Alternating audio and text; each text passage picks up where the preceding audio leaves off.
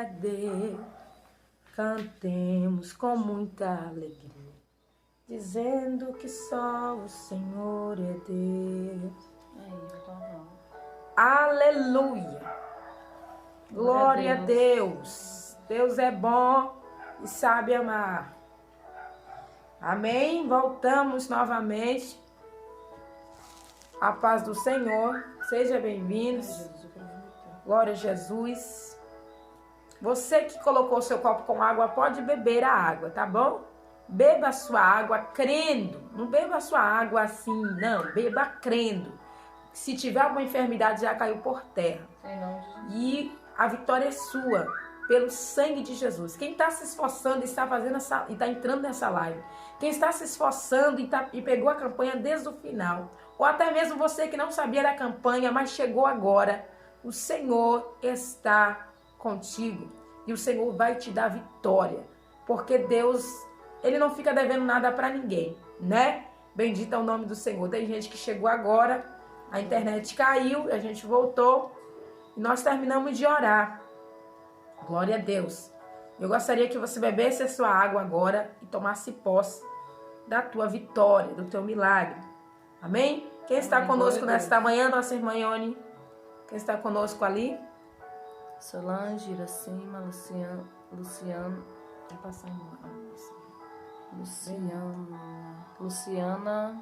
Iracema. Amém, minha irmã? Silene, bem-vinda em nome de Jesus. Jonas. Seja bem-vindo. Lopes dos Santos. Iracema de novo. E Ana Carvalho. Pronto. Seja bem-vindo em nome de Jesus. Abra a tua Bíblia no livro de Apocalipse. Apocalipse capítulo 3, versículo 7. Livro do Apocalipse. As visões do nosso João Evangelista. Apocalipse capítulo 3, versículo 7. Amém? Glória a Deus. Vamos começar por Apocalipse capítulo 2, versículo 2. Depois eu vou para lá, tá bom? Para o outro. Vamos ler? Se você tiver a Bíblia aí perto de você, vamos começar Apocalipse capítulo 2, versículo 2, que diz. Vamos começar pelo versículo 1. Escreve ao anjo da igreja que está em Éfeso. Isto diz, aquele que tem na sua destra as 7 estrelas, que anda no meio dos 7 castiçais de ouro. Eu sei as tuas obras, e o teu trabalho, e a tua paciência, e que não podes sofrer os maus, e puseste à prova os que dizem ser apóstolo e o não são, e tu os achaste mentiroso. E sofreste e tens paciência, e trabalhaste pelo meu nome, e não te cansaste. Tenho, porém, contra ti, que deixaste o teu primeiro amor. Lembra-te, pois, de onde caíste, e arrepende-te, e pratica as primeiras obras. Quando não, brevemente, a ti virei, e tirarei do seu lugar o teu castiçal, se não te arrependeres. Tens, porém, isto, que aborrece as obras dos nicolaítas, as quais eu também aborreço. Quem tem ouvido, ouça o que o Espírito diz às igrejas. Ao que vencer, dar-lhe-ei de comer da árvore da vida, que está no meio do paraíso de Deus.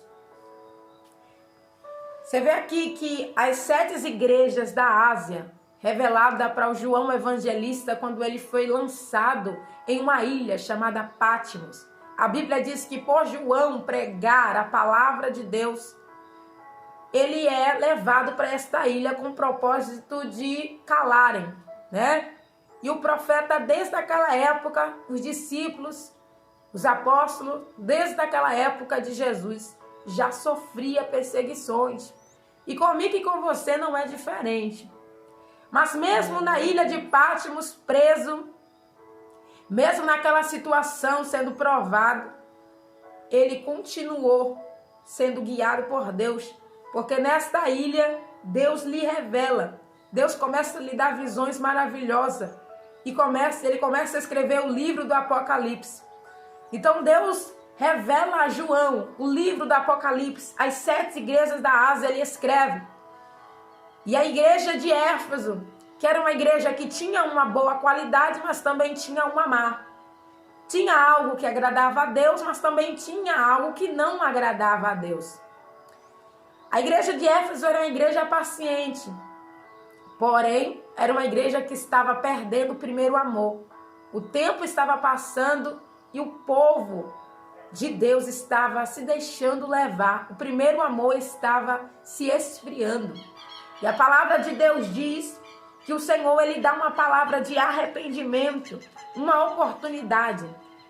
A oportunidade aqui que o Senhor está dando à igreja de Éfeso era que se ele se arrependesse, ainda tinha esperança. Olha só, lembra-te de onde caíste e arrepende-te e pratique as primeiras obras. Conosco não é diferente. Muitas das vezes nós estamos caminhando bem, nós estamos orando, nós estamos buscando, mas aí nós nos deixamos levar, nós nos deixamos desanimar, né? Muitas das vezes nós escolhemos caminhos mais fáceis para seguir e isso desagrada ao Senhor Jesus. Isso faz com que a presença de Deus vai se esfriando nas nossas vidas. Outros estão sendo a favor de pecado, como disse ontem. Outros estão aceitando as coisas erradas e se calando para não ser odiado, né? Para não ser desprezado, para ser amado, para ser abraçado. Está sendo contra a verdade, como nós falamos ontem. E essa igreja aqui de Éfeso era uma igreja que tinha paciência, buscava a Deus, porém o primeiro amor já estava indo embora.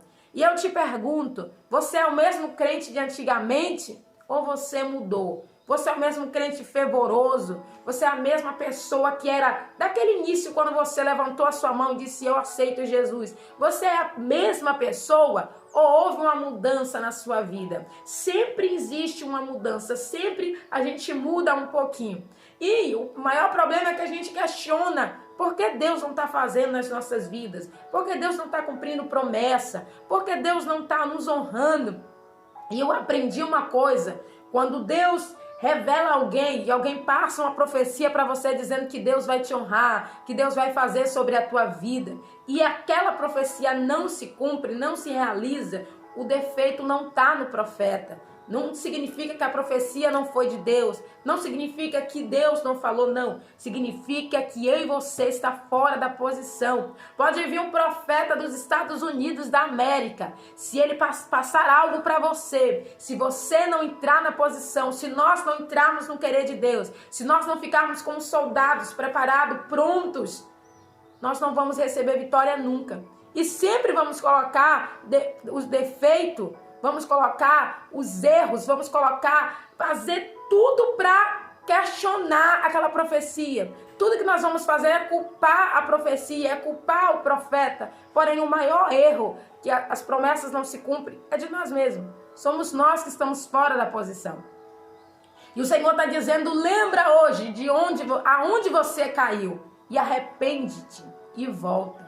Lembra onde você parou de orar. Lembra o que você parou de fazer que agradava a Deus. O que você fazia que agradava a Deus e que Deus era fiel com você, né? E que tudo que você orava e você pedia acontecia. Então você lembra do que você fazia no seu primeiro amor e o que você não faz hoje. E você e eu voltemos a praticar as primeiras obras. Porque no primeiro amor a gente lembra, o povo de Deus orava, o povo de Deus era de oração, o povo de Deus não se deixava ser enganado.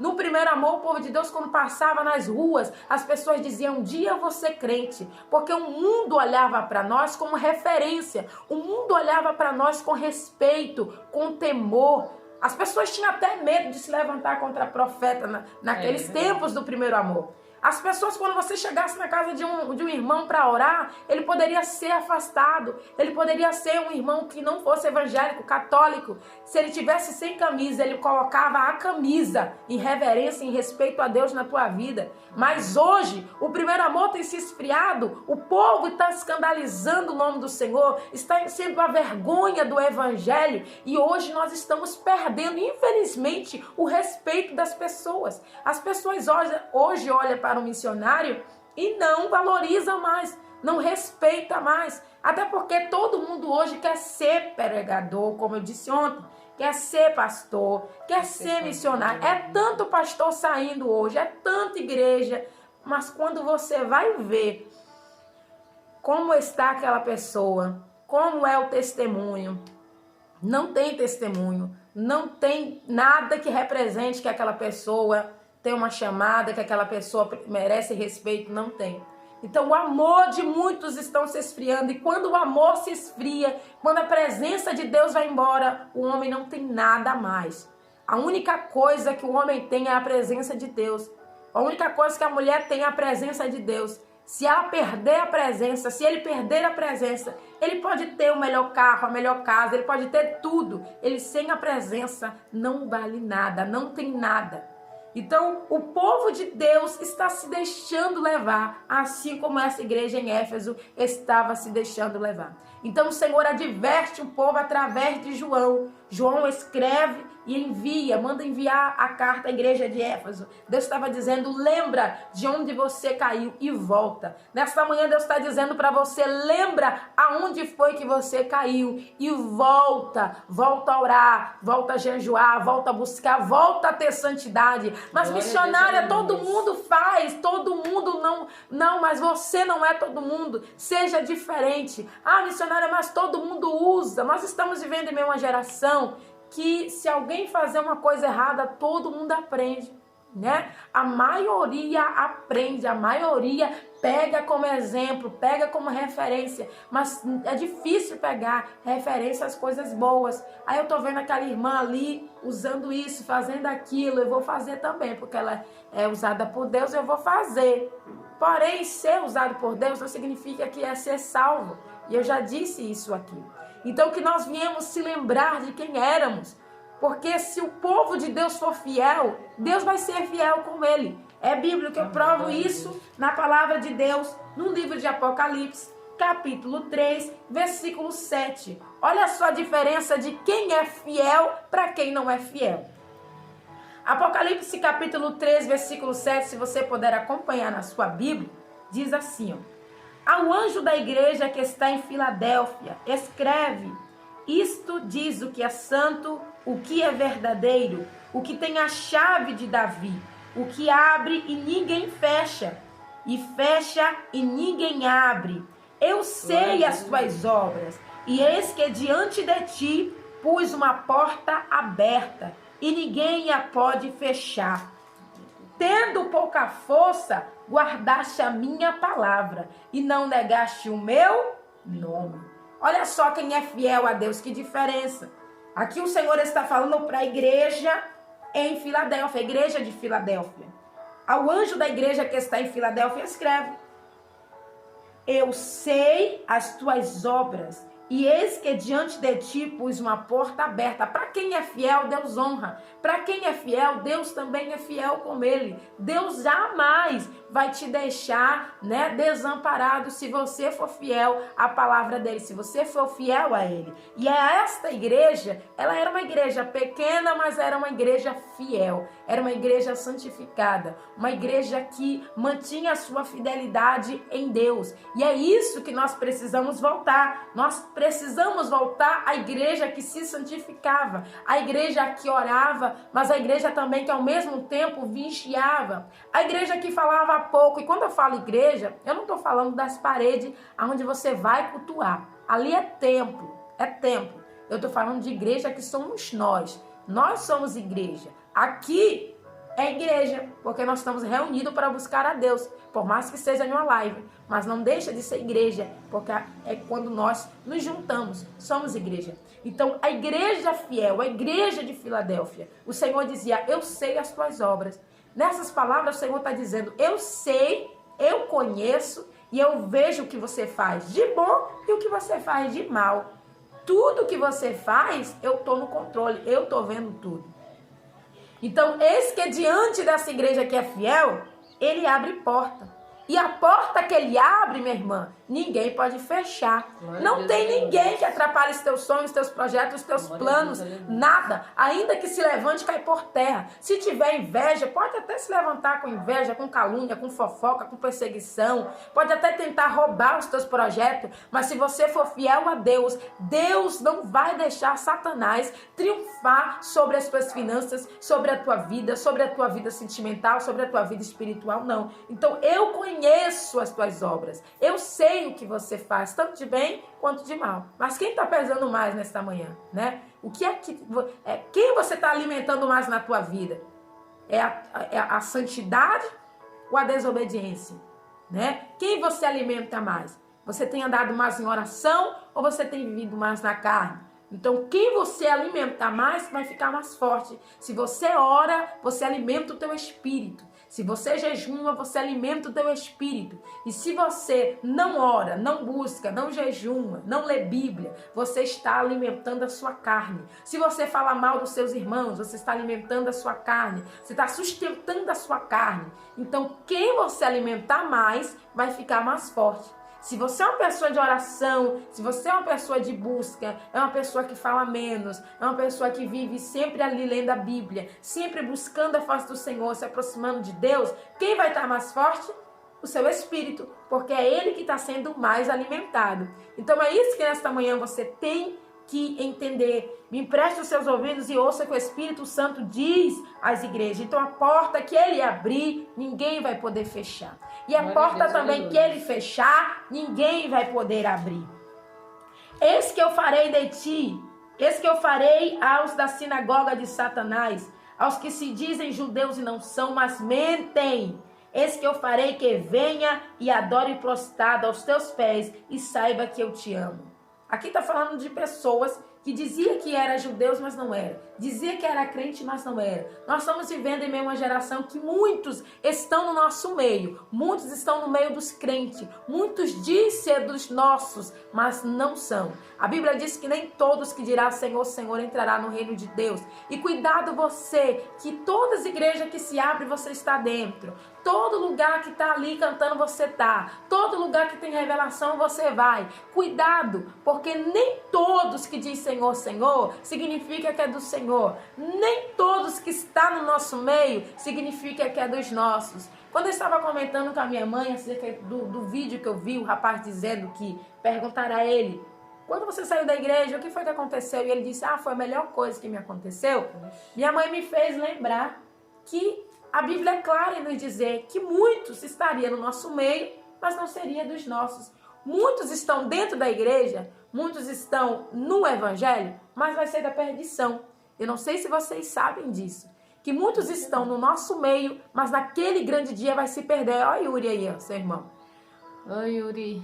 Vai, Senhor. Glória a Deus. Então muitos vão se perder, né? Muitos estão ali adorando, dizendo que está adorando a Deus, ou usando o nome de Deus para ganhar dinheiro, para ganhar fama, para ganhar os seguidores evangélicos, porque sabe que o meio evangélico é um meio amplo, é um meio grande. Então, quantas pessoas estão dizendo que estão se convertendo, mas na verdade quer ganhar o seu dinheiro, né? Na verdade quer ganhar fama. E muitos estão sendo enganados. Quantas pessoas, irmãos, estão sendo enganadas?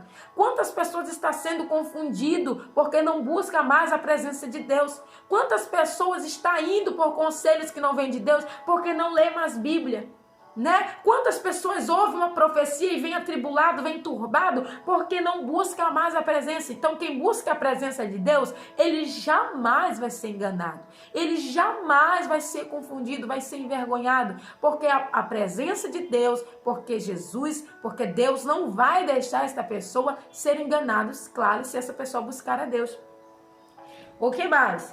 Como guardaste a palavra da minha paciência, também eu te guardarei na hora da tentação que há de vir sobre todo mundo, para tentar os que habitam na terra.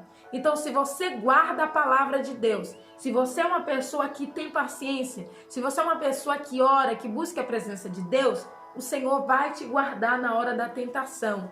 O Senhor vai te cobrir com a destra dele, com o sangue dele. Você pode deixar um amém nesse comentário? Amém, glória a Deus. Você vai, se você guarda a palavra, você não vai ser jamais enganado e confundido.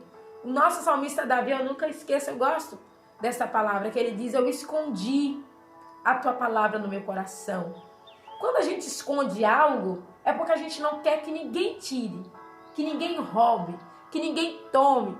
Então, quando a gente guarda, a gente esconde algo, é porque a gente tem um amor, a gente tem um apreço, a gente tem ali um cuidado especial. Então, Davi disse assim: eu escondi a palavra, a tua palavra no meu coração, para não pecar. Quando ele esconde, quando ele guarda, quando ele cuida da palavra, quando ele zela da palavra, ele esconde a palavra para não pecar. Ele sabe que na hora da tentação, ele vai lembrar da palavra, porque ele guardou a palavra. Porque tem muita gente se afastando, porque tem muita gente que não aguenta luta nenhuma, que não aguenta prova nenhuma, e que qualquer coisinha tá saindo da igreja. Aí você pergunta: irmã, você saiu por quê? Ah, irmã, porque o pastor fulano me decepcionou. Ah, irmã, porque eu vi coisas na igreja que eu não gostei. Na verdade, ele não guardou a palavra. Então, se eu não guardo na palavra, em que a sua vida está sendo baseada, minha irmã?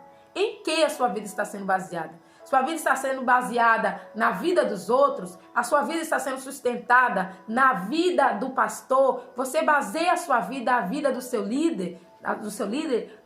Em que a sua vida está sendo sustentada? Porque se você está sendo sustentada no Senhor, você não vai perecer. Mas se você está edificando a sua vida na vida das outras pessoas, tentando comparar a sua vida com as outras pessoas, você vai perecer.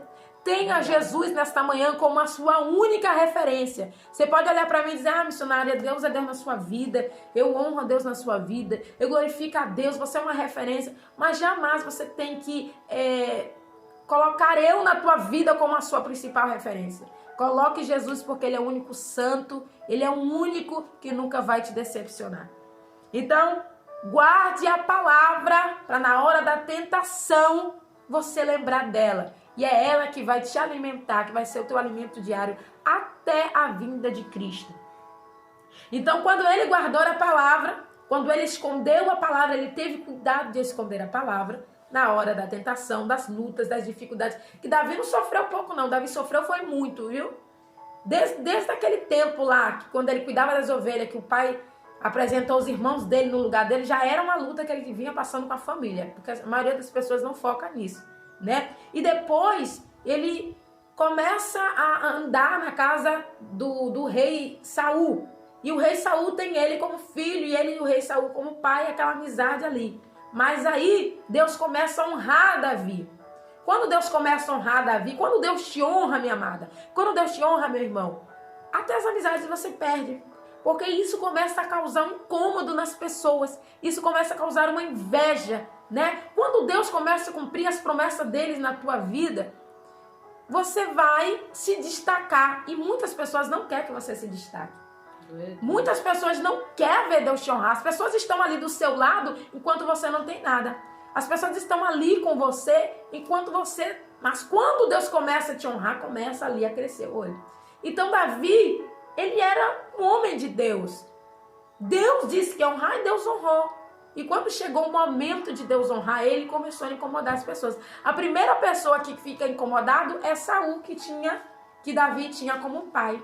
Então é aquelas pessoas que a gente nem espera, nem imagina, que a gente pensa que vai dar apoio, que é o nosso apoio, a gente tem como Deus, é Deus no céu e a pessoa na terra, e a pessoa vai e nos decepciona.